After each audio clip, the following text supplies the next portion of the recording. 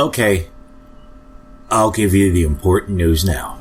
I am just home. I literally walked in the door 20 minutes ago. And yes, Fuzznuts is fine. He's a little freaked out, but he's fine. I bribed him some with wet food, and he seems to have forgiven me, even if he is making weird noises half the time.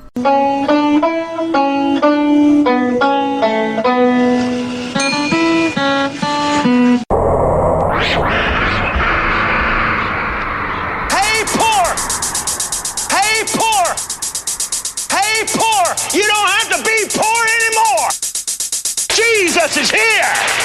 The loudspeaker spoke up and said, Christianity is stupid.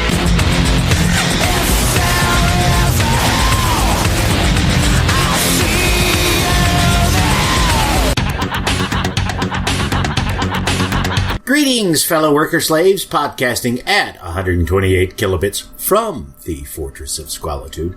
This is the Atheist in the Trailer Park podcast. Yes, it's a podcast hosted by a guy and he's cat. Get over it. And this is a special teaser episode that I'm putting out. Hopefully tonight. Maybe not. I don't know. Depends if somebody will leave me alone or not. Yes, I missed you too, buddy. I really, really did. On my thoughts about ReasonCon, there will be more. There will be much, much more. Those of you who have seen the page, the feed over the weekend of, the show notes page, or not show notes, but the Facebook page for the show, have known that I was uploading a shit ton of photos. I have even more. And if you're a Gamcast listener, God awful movies, you are absolutely going to want to check out some of the images that I will be uploading in theory tomorrow.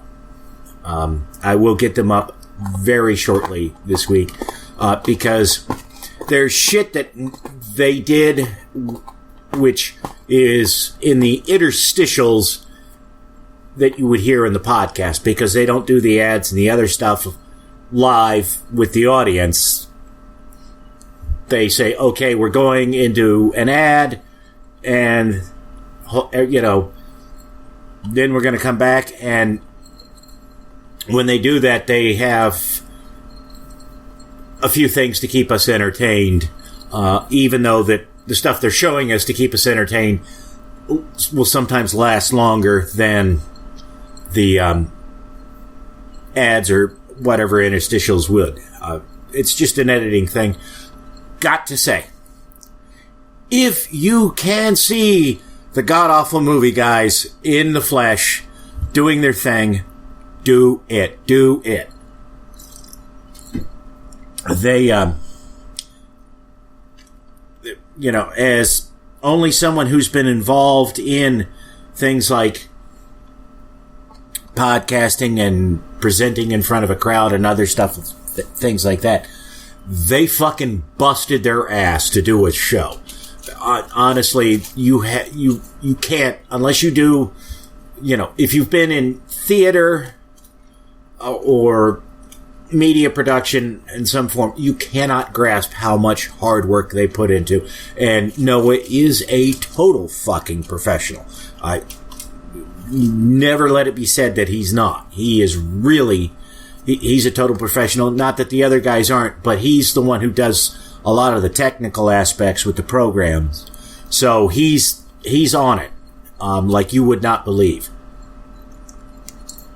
And I fucking forget the name of the movie. I apologize. But of course they'll say it when they do it. I haven't seen the movie. I now want to watch it because of the shit they showed us and did during the podcast. So when it drops, which I guess they'll be dropping it this week, maybe not. But whenever it drops and I can find out what the name is, I will be watching it because, when I get the pictures uploaded, and I'll put them in their own album on Facebook, for the show, for the show's page, so you can look at them and get an idea. Eli was fucking brilliant. He really was. And according to Noah, somebody was talking. I was there while somebody was talking with him, and they said Eli said, not Eli. Noah said, "What you see of Eli on stage, he is the same off stage." Oh God, I fucking forget. And now I have to, because I wanted to mention this to Noah, because he would have appreciated it, I think, and I can't remember the guy's name. So allow me to pull this up. I don't know if I'm going to edit this or not, really. I'm going to try and get it up tonight. It's 9:30 here, so, and I have to be going to bed. Oh fuck, I hit the wrong damn URL. Kill yourself. But there were things I wanted to get out right away before they slipped my mind. Here's what I'm looking to do this week. As far as the ReasonCon related items that I'll be putting out, because yes, there's going to be more than one thing. I did manage. I haven't listened to the audio yet, so I don't know how it came out. I think it came out well enough that I can work with it, even if it's not exactly perfect. But I did manage to get a lovely interview with Shelley Segal. She is a fantastic person to meet. She really is. She's nice. She's great. She was kind enough to take half an hour during the after party. Actually longer than that, because it takes my crappy Outlast laptop like 10 minutes to boot up. But she was kind enough to take time out of, the after party to come with me to an area where we could do a quick record. That I'm going to put that out. I was debating about putting it out before I interviewed her on whether that should be a Patreon only thing or not, and I'm not going to make it a Patreon only thing simply because of the fact that Shelley makes some not big announcements, but they're important announcements about things she's going to be doing, and she was so kind to me to give me the time to let me interview her. I can't justify putting it out only for the Patreon subscribers. The Patreon folks, you will be getting some things about ReasonCon that other folks won't be getting, just because, there's people, there were Patreon supporters there that I met, who obviously you guys really need to be thanked, because if it weren't for y'all, in one way or another, I would not have been able to go to this thing. So I appreciate it. I appreciate Chris from the Podunk Polymath for taking me there, bringing me back, and putting up with me while we were there, and dealing with some other issues, which that is one of the things that the Patreon folks will find out about. But I had a great time, and so far as I know, there were no "that guy" incidents this time. And when I say "that guy" incidences, there was usually at conferences, there's somebody gets a little too whatever and makes a big ass out of themselves, and it's a bit of a scandal. If there was one, I didn't hear about it. I got to meet Lawrence motherfucking Krauss, shake Lawrence motherfucking Krauss's hand. No, I did not get a selfie with him. I wasn't going to bother with him that much, because fuck, he and I were both pretty drunk at the time. And, he was a hugely popular guy at the thing, so I didn't want to hold him up or anything like that. Because, like, Gene Elliott, who helped, he's pretty much in charge of putting together ReasonCon, if I'm not mistaken.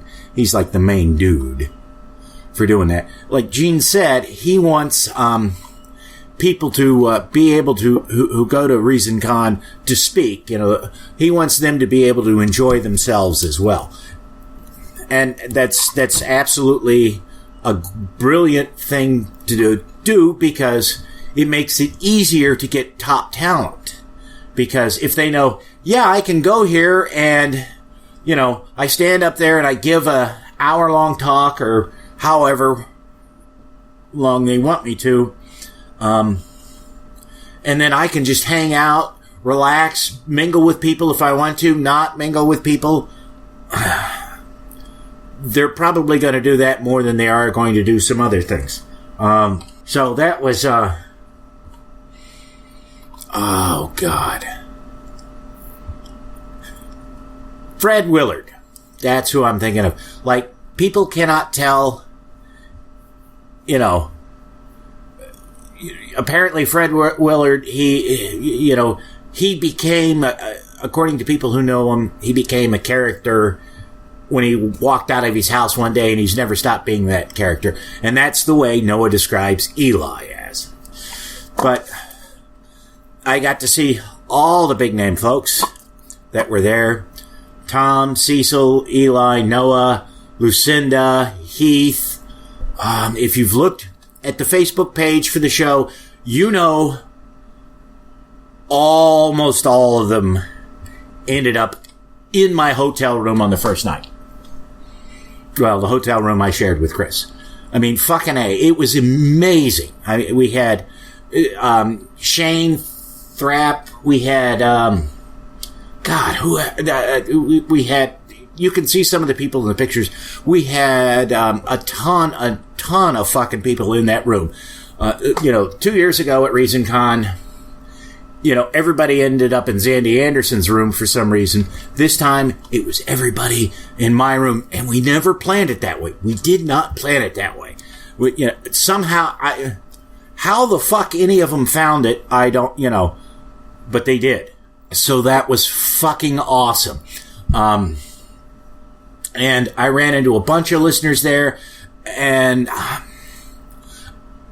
I gotta say, if you haven't heard some of the earlier episodes, you may not know this, but I've been kind of there were some personal issues with me and that kind of flared up around ReasonCon. So if I wasn't as open or whatever as you expected, that's why. I'm just sort of I was sort of dealing with some issues there.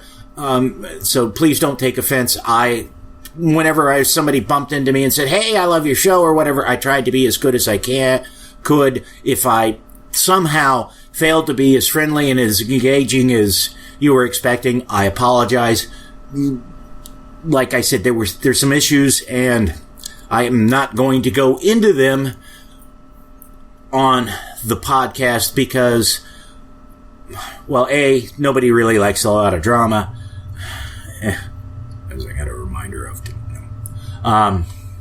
Nobody really likes a lot of drama that doesn't directly involve them, and B, it actually would cause the problems. It would cause more problems for reasons too complicated to get into. But anyways, back to, I'm really tired, as you can probably imagine, and I know my voice sounds funny, and the trip home took longer than it should have because there was this massive wreck on the interstate just before you got to the Tennessee state line, and Chris and I and a whole bunch of other people who were leaving ReasonCon sat there for over 3 hours while they dealt with that issue. And I posted pictures of the wreck on the show's Facebook page so you can see them. But yeah, that was a bit of a nightmare. But anyways, this is what I've got planned. I have the Shelley Segal thing. That's going to go out sometime this week. There is going to be an episode that Chris and I recorded in the car as we were driving back from ReasonCon, discussing our thoughts on it. You're going to get that. I am going to be doing a special recording with America this week. Because, well, I won't spoil the surprise, but there's a reason that even though she wasn't there at ReasonCon, she needs to weigh in on a few things. And I'm sure it'll make it much more interesting to have her and I give back and forth with one another about ReasonCon than what I'm doing now, which is just me rambling incoherently.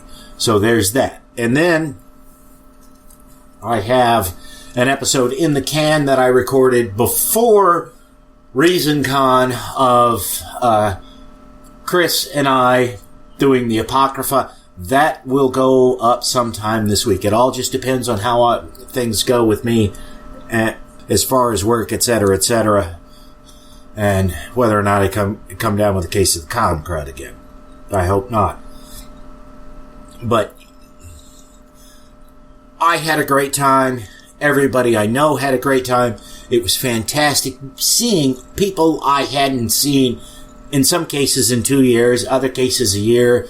I met an awful lot of people I had only known from Facebook or from this podcast. That was awesome. I really appreciated everybody.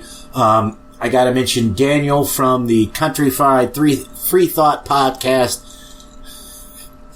He gave me 2/5 of Bushmills whiskey, which I love. He didn't like it.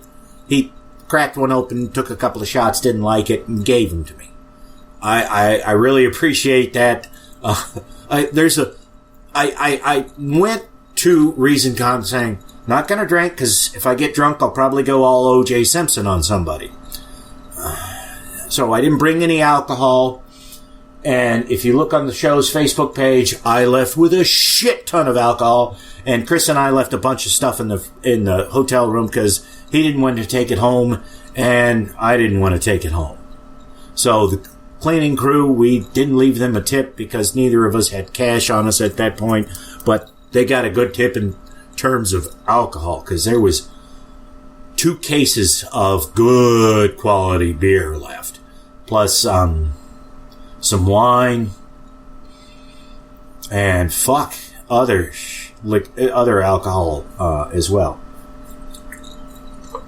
Although some of the wine wasn't that good from what I understand. I didn't have any of it. So I will explain why, even though I said I wasn't going to drink, I actually wound up drinking. Friday night at about 10 o'clock, I realized I am just so pumped up on adrenaline from being there, from other things. If I want to have any hope of getting to sleep and being able to wake up in the morning and see Aaron Ra and all the others who are speaking, I have got to do something, because if I don't have a drink, because I didn't bring any sleeping pills and I wasn't going to randomly ask, hey man, you got any sleeping pills? And sleeping pills sometimes I have bad reactions to. So, like the next day I wake up after I take them and I feel fine, but everybody looks at me like, oh my God, dude, don't kill yourself. What's wrong, man? We're here for you. I mean, I look suicidal for some reason, which was not have worked, on this trip for various reasons. Plus, it's not a situation where you want somebody, oh my God, he's suicidal. No, I did. So I had a few drinks Friday night just to take the edge off, as it were. And then Saturday night, fucking somebody gave me their drink tickets, and I'm like, I got a whole bunch of drink tickets, so I didn't drink all of it, or use them all, because I ran out of cash to tip the bartenders, and I wasn't going to stiff them, because the bartenders, this time we had enough bartenders. Last time we only had one, and that poor woman was worked to death. This time, for the after party, we had 6 bartenders. They had 3 bars, 2 people working at each bar. If I'm not mistaken, I may be wrong, but it was plenty. It was the right number. And thanks to all of you, we were able to have, all of you who went, we were able to have a much better time than we could have the last ReasonCon because we filled the hotel almost. There were like a handful of rooms that were not ReasonCon attendees. So we filled that hotel so we could be as loud and obnoxious as we wanted to. Not that we were, but we had a pretty good time. All of us, I do believe. And again, I met some fucking amazing people. I won't repeat myself because I talk about it with Chris and our thing. 2 people I met who were really, really interesting. I'm sure America will be asking me questions about who all I got to meet and what they were like. I will say Cecil, Tom, the Cogdis guys, the Scathing Atheist guys, Bryce Blankenegel from Naked Mormonism, what the fuck? Who the fuck else was there? Goddamn, Thomas Smith was there. Goddamn,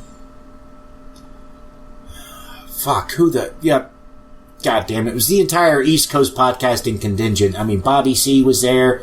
All the big names. The one, Ishmael didn't show up for some reason. I heard he got sick, but I don't know the details, which was a shame because I would have liked to have met him and apologize for not having him on, but that's because I keep forgetting to watch Cat on a Hot Tin Roof. The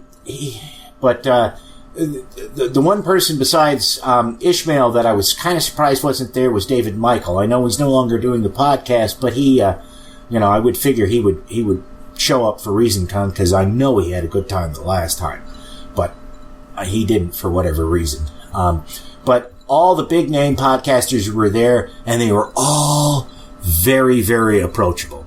I mean, okay, I am sort of a minor figure in the atheist podcasting world. I'm not going to exaggerate my stuff, but, I know, so, and I've talked to, I've had conversations via email and Facebook groups and messages and things like that with almost all the biggies. So me approaching them and talking to them is not really unusual. They're gonna be nice to me just because they don't want to offend me, even though, because it could be bad juju later on. But all of them were willing to talk to people, be friendly with everybody. They all socialized and all that with folks. They were out, they were mingling, and it was really, really incredible. None of them had an attitude or anything like that. And again, I'm going to give Noah a shitload of praise because if you've met him in person and you've seen him when he's, awake and working, dude really should have been in bed a lot of times when he was out just mingling with folks, because he was really worn out. He was tired. He worked his ass off. Now, as did the other folks who worked the event, but he worked his ass off, and it was so nice of him to stay up late and hang out with people. And the one thing that I wish I could have done that I didn't think of until it was too late, because he went back to his room and crashed on the last night, but early, and I mean, because when I say early, I mean like around 1 a.m. So, but like, I guess 15, 20 minutes after he just realized he had to go to bed, it hit me. It's like, Noah plays the piano very well.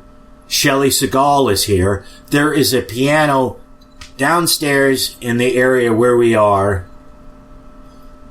We ought to get Noah playing the piano and Shelley singing. And, I couldn't make that happen because it didn't hit me until after Noah had gone to bed. So, and I wasn't going to bug people who could get his attention to say, get him out here and let the man sleep. He's earned his rest. he,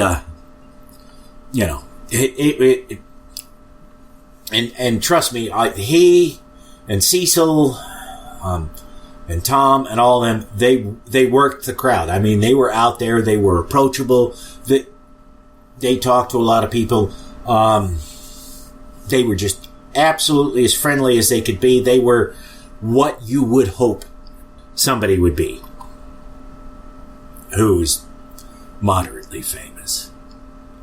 And I'm not trying to be denigrating at all when I call them moderately famous. They were, they are, I mean, podcasting is a niche. Atheist podcasting is an even smaller niche. So, I mean, I know those guys have hundreds of thousands of fans, but that's, NPR gets 2 million, a low-rated NPR podcast gets like 2 million downloads an episode. And, those guys haven't crossed that threshold yet, even though they deserve to. So, but hats off to them. They're great people. Like I said, if the GAM guys are going to be performing near you, go. You will not regret it. And I will apologize in advance for the shitty photos I took of the GAM thing. You may not be able to identify each person exactly, but you'll have a good idea, of which blurry blob is which. But I was kind of far back. I have a really cheap ass phones that I had, because I brought a lot of gear. Actually, I brought too much of some gear. But that's another story.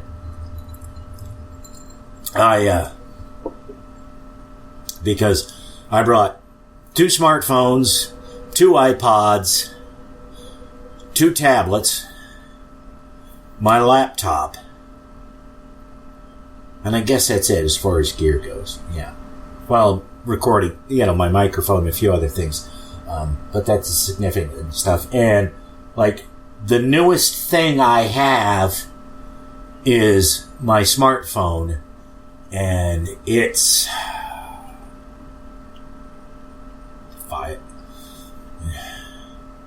it's not 5 years old.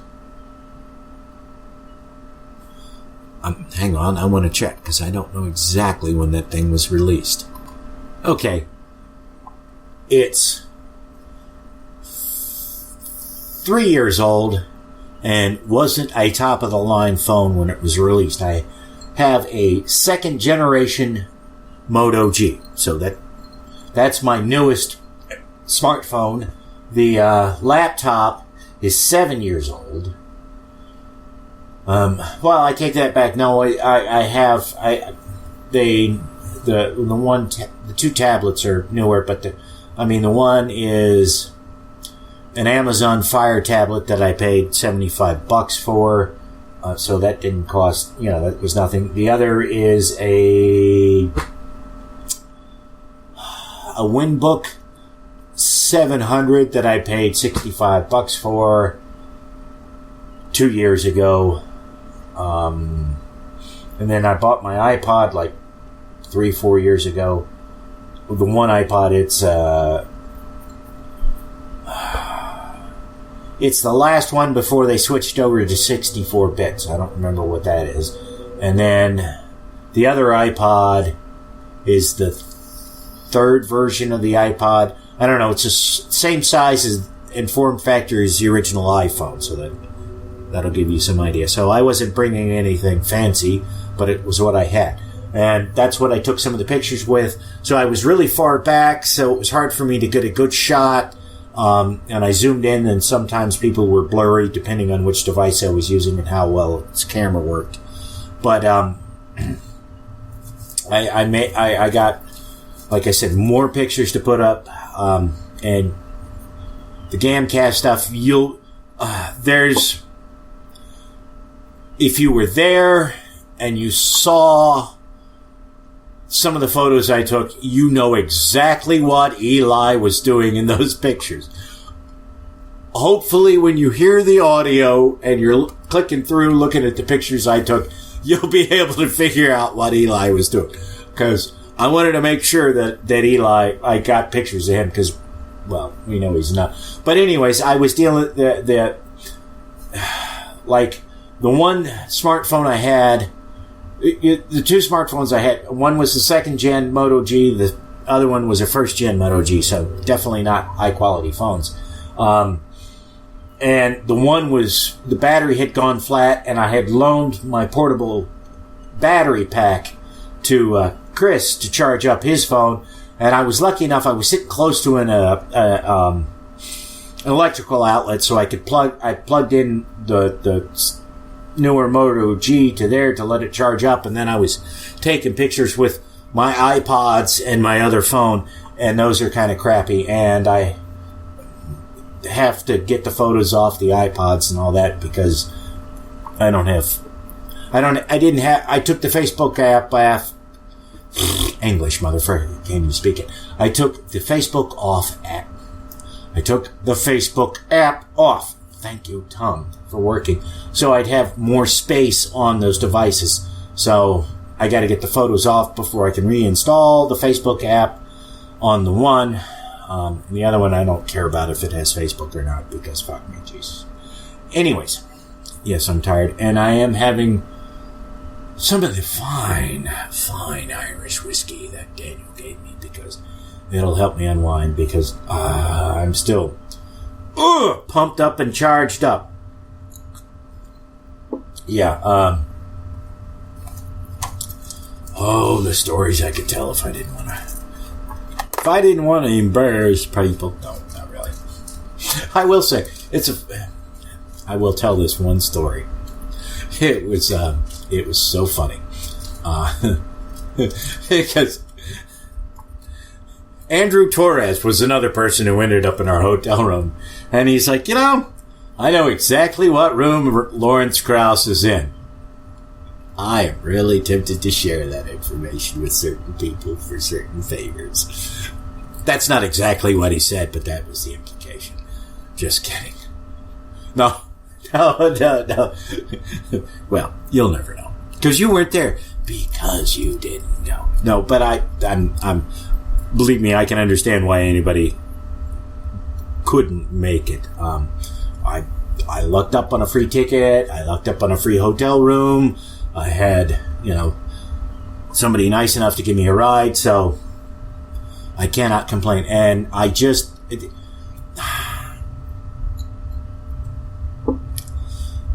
cannot express how great it is to actually meet some of these people. I got to meet, I don't know if and the thing is, I don't know if I should give out some of these people's names.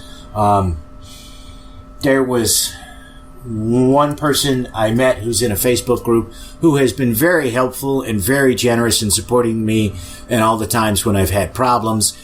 And she was fantastic to meet in person, which is, and when I say that, it's not like I'm not trying to be, blow smoke up anybody's ass, because it was like, I've seen her on Facebook, I've interacted with her on Facebook, and, when you see pictures of somebody, they don't necessarily match up with their photos in real life, but, but she was very nice, very easy to talk to. She put up with me rambling drunkenly like I'm doing now. But she was great to talk to. She looked better than she did in her photographs. In person, it's like, whoa! I mean, she is in her early 50s, and I only know that because I've known her on Facebook. If I met her in person, I would never have guessed she was in her early 50s. I would have thought she was much, much younger.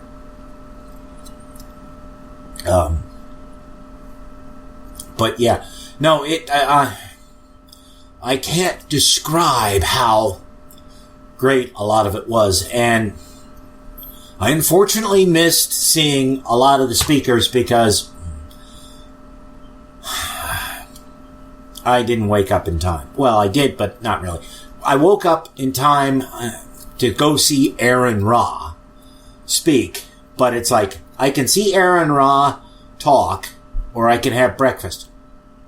I needs to have me some breakfast, because I got to eat, and there's a Waffle House across the street, so that's where I'm headed. And waitress at Waffle House looked like Aileen Wuornos, the serial killer who inspired the movie Monster.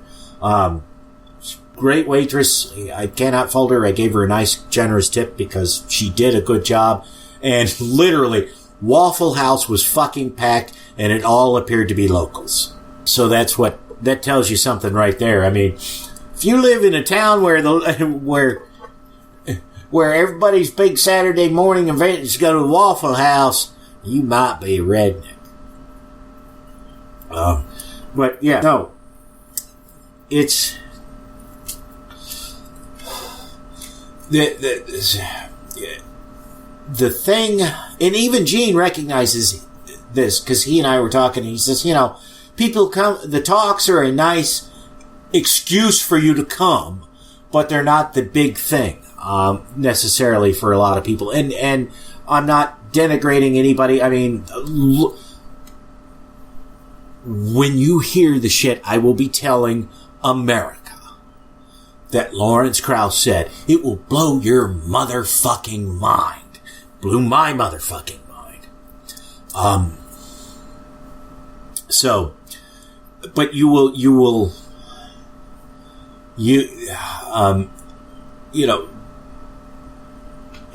was nice to see some of the speakers, but it was nice to hang with people, and I'm babbling and I'm incoherent, and I apologize. But I'm going to leave this out. I'll edit some of my fuck-ups out tomorrow, but the really nice thing about all this is that you get to meet people who have a similar lack of belief, and you get to have great interactions with people. And one of the things you get when you talk to people and you interact with them in person, that no matter how good your communication is with one another on Facebook and things like that, you notice little details that you wouldn't otherwise do.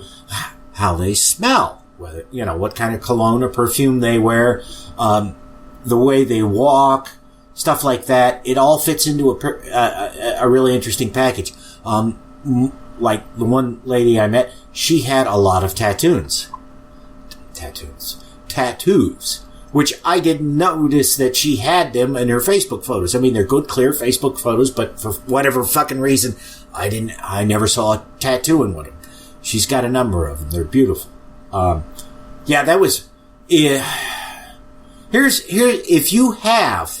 If you're somebody who, if you're a tattoo addict, where you want tattoos, go to one of these things. You will see such amazing artwork on people. There were all kinds of people, and with tattoos on various parts of their body. And I mean, some of them were literal works of art. And it's like, I'm kind of sorry that when you die, that's gone away, because that's beautiful. That's masterful pieces of work. I mean, there were people with full sleeves, just all kinds of stuff.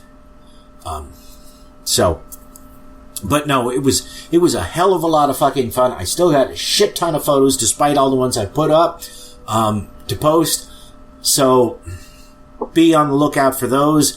Be on the lookout for the other episodes I will be posting during the week, as best I can. And Fuzznut seems to have forgiven me. So that's the important thing. He's safe. The cat sitter did an excellent job taking care of him. I came home. He had plenty of water, plenty of food. The outside strays that I feed had obviously been taken care of. So I really have to thank her. And it's 10 o'clock. I'm going to have to get up early in the morning and walk to work, and it'll probably be raining. So I'm going to sign off now, and I will post this when I can post this. And believe me, there is much, much more coming. That's it for this episode of The Atheist in the Trailer Park Podcast. You can subscribe to the show on iTunes, Stitcher, as well as just about anywhere else podcasts can be found. Many of the episodes are also on YouTube. Follow the show on Twitter. @TParkAtheist is the show's Twitter handle. It's on Facebook at facebook.com/trailerparkatheist.com. If you happen to like the podcast, please rate it on iTunes. If you'd like to support the podcast, there's a donate button on the show notes page. You can support it via Patreon at patreon.com/TNTucker. Thanks for listening. Say goodnight, Fuzz-Nuts. All I know is this violates every canon of respectable broadcasting. Damned cat.